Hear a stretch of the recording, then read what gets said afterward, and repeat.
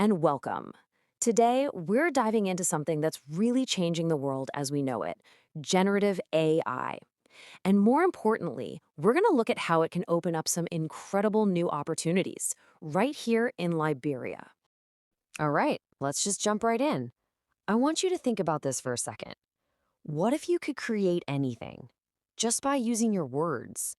I mean, a whole business plan, a catchy Facebook post, maybe even a new logo for your shop. It sounds like something out of a movie, right? Well, it's not. It's happening right now. And the magic behind all of this? It's called generative AI. Now, that first word, generative, is the key. It literally means to create. So we're not just talking about finding information that's already out there. This is a tool that can generate brand new, totally original stuff: text, pictures, music, you name it, all from learning the patterns in huge, huge amounts of data. This really breaks it down nicely. On one side, you've got the software we all know. It follows strict rules. You punch 2 plus 2 into a calculator, you get 4. Every single time. No surprises. But then on the other side, you have generative AI. You give it a creative idea, a prompt, and boom, it can write a whole essay for you. It's the difference between just calculating and actually creating.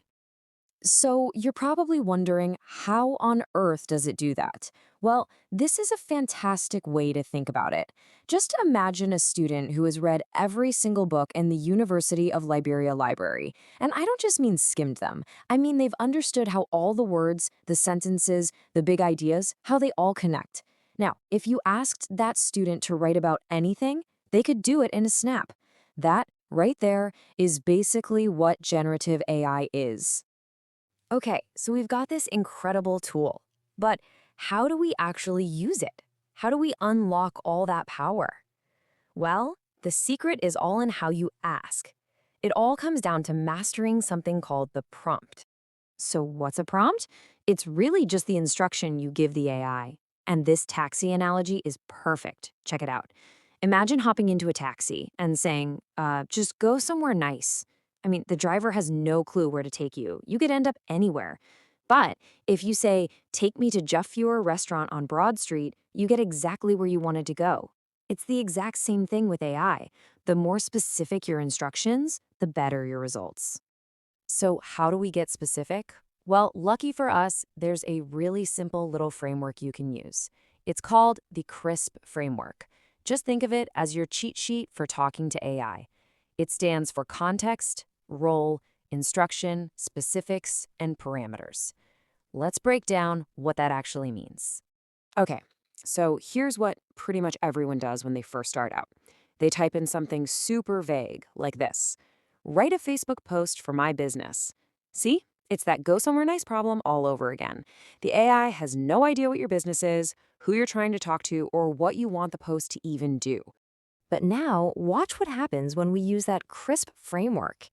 Act as a social media manager. That's the role. For my palm oil business in Buchanan, there's your context. Announce a 10% discount. That's the instruction. And finally, use a friendly tone with emojis. Those are the specifics. See the difference? It's night and day. Now the AI can give you something you can actually use. Okay, this is where it gets really exciting. We get the what and the how. So now let's talk about the why. Why should you care about this? How can this actually help you, your business, or your community right here in Liberia? Honestly, the possibilities are almost endless. If you're a small business owner, it's like having a marketing expert right in your pocket. For students, think of it as a personal tutor, available 24/7, ready to explain tough subjects in simple terms. And for community leaders, it's like having a communications assistant to help you draft important announcements. It's a tool that can really empower everyone. Let's make this super real. Take a look at this example from Mass's tailoring shop, maybe down at Waterside Market. Before using AI, a marketing post might look something like this: nice dress for sale. It's fine. It gets the job done, I guess. But it doesn't really make you want to run out and buy it, does it? But now, look at this. This is the after. Using a good prompt, Masa can get a description that tells a whole story. Stunning, handcrafted African print A-line dress. It paints a picture. It talks about quality. It connects with you on an emotional level. And that little touch at the end, made with love in Monrovia with the Liberian flag, that's the kind of detail that turns a simple ad into something that really sells. So, are you feeling ready to try this yourself? Here are some of the most popular tools out there right now from big names like OpenAI, Google, and Meta. And you know what the best part is? That last column. Most of these incredibly powerful models have a free version you can use. So there's nothing stopping you from jumping in and starting to experiment today. All right, now with any powerful tool, we have to talk about how to use it wisely. This technology is amazing, but at the end of the day, we're the ones in charge. So let's talk about the rules of the road.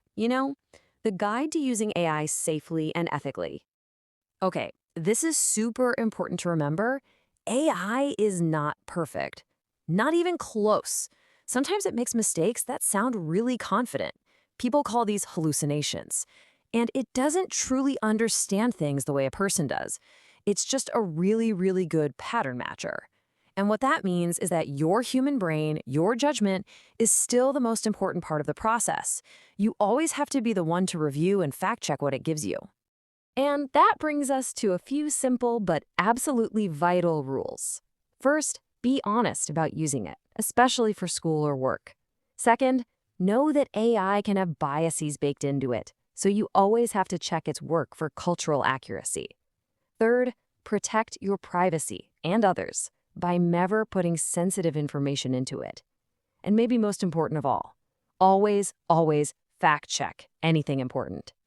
Be a part of the solution, not the problem.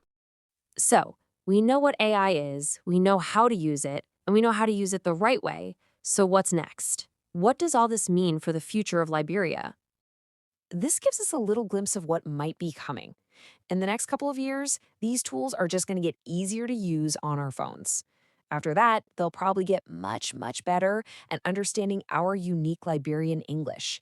And before you know it, by the end of the decade, AI could just be a normal part of how we all do business.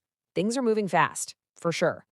Now, I know that can feel like a lot to take in, so here's your simple 3-step action plan to get started, like right now. Step 1. Go and create a free account on a tool like ChatGPT or Gemini. Step 2. Just practice. Try to write 5 good prompts this week using that CRISC framework we talked about. And step 3. Teach somebody else what you've learned.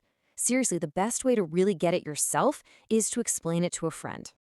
And I just want to leave you with this one last thought. The best time to learn about AI was yesterday. The second best time is now. This technology is here to stay, and it is a massive opportunity. It's a tool that can help you grow your business, speed up your learning, and create amazing new possibilities for yourself and for our communities. So the only question left is, what are you going to create first?